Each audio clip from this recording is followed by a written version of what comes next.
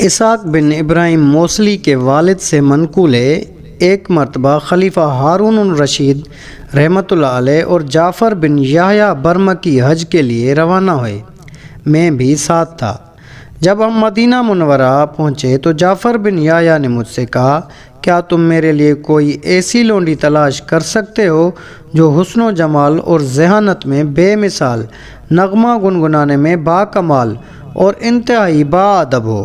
میں نے کہا، کوشش کرتا ہوں کہ ایسی لونڈی کہیں مل جائے۔ چنانچہ میں ایسی صفات کی حامل لونڈی کی تلاش میں لگ گیا۔ بالآخر مجھے معلوم ہوا کہ فلاں شخص کے پاس ایسی لونڈی مل سکتی ہے۔ میں مطلوبہ شخص کے پاس پہنچا اور اپنے آنے کا مقصد بیان کیا۔ اس نے ایک لونڈی مجھے دکھائی تو میں اسے دیکھتا ہی رہ گیا۔ اتنی خوبصورت و باادب لونڈی میں نے آج تک نہ دیکھی تھی۔ اس کے چہرے کی چمک و دمک آنکھوں کو خیرہ کر رہی تھی۔ جب اس نے نغمہ گنگنایا تو آواز بڑی دلکش اور سریلی تھی۔ مجھے وہ بہت پسند آئی۔ میں نے اس کے مالک سے کہا، بتاؤ اس کی کیا قیمت لوگے؟ مالک نے کہا، میں 1 دام بتاؤں گا اور اس سے 1 پیسہ بھی کم نہیں کروں گا۔ میں نے کہا، بتاؤ۔ کہا، 40,000 دینار۔ میں نے کہا، ٹھیک ہے، یہ لونڈی ہماری ہو گئی۔ تم کچھ انتظار کرو، میں رقم کا انتظام کرتا ہوں۔ کہا، ٹھیک ہے، یہ لونڈی تمہاری ہے، تم رقم لے آؤ۔ چنانچہ میں جعفر بن یحییٰ کے پاس آیا اور کہا، جیسی لونڈی آپ کو مطلوب تھی وہ مل گئی ہے۔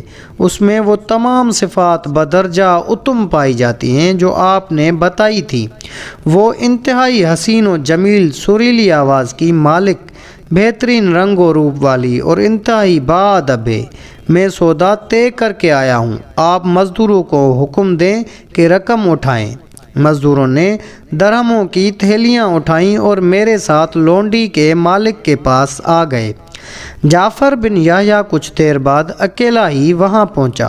جب لونڈی کے حسن و جمال کو دیکھا بہت متعجب ہوا اور دیکھتا ہی رہ گیا۔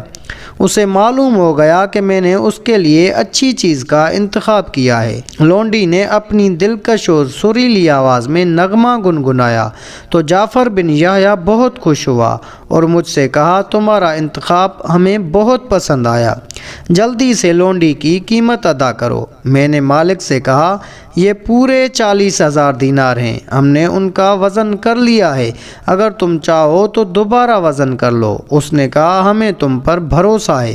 جب لونڈی نے ہماری گفتگو سنی تو اپنے مالک سے کہنے لگی، میرے سردار، یہ آپ کیا کر رہے ہیں؟ کیا آپ مجھے بیچنا چاہتے ہیں؟ اس نے کہا، تو جانتی ہے کہ ہم کتنی خوشحال زندگی گزار رہے ہیں۔ ابھی ہمارے حالات بہت اچھے ہیں، لیکن حالات بدلتے دیر نہیں لگتی۔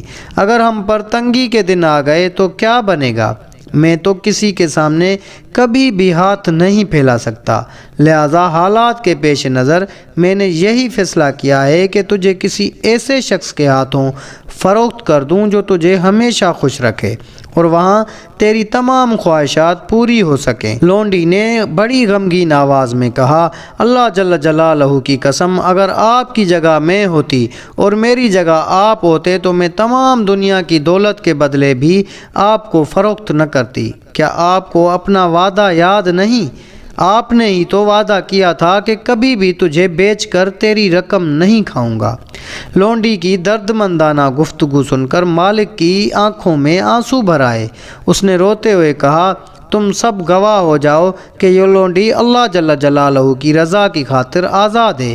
اب میں اس سے نکاح کرتا ہوں اور میرا گھر اس کا مہر ہے۔ جب نکاح ہو گیا تو جعفر بن یحییٰ نے مجھ سے کہا، چلو واپس چلتے ہیں۔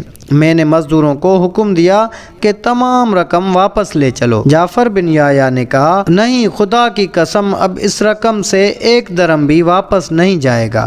پھر لونڈی کے مالک کی طرف متوجہ ہو کر کہا، یہ تمام رقم تجھے مبارک ہو، اس سے اپنی اور اپنی نئی منقوہ کی ضروریات پوری کرو۔ یہ کہہ کر جعفر بن یحییٰ نے ہمیں ساتھ لیا اور 40,000 دینار وہیں چھوڑ کر واپس چلا آیا۔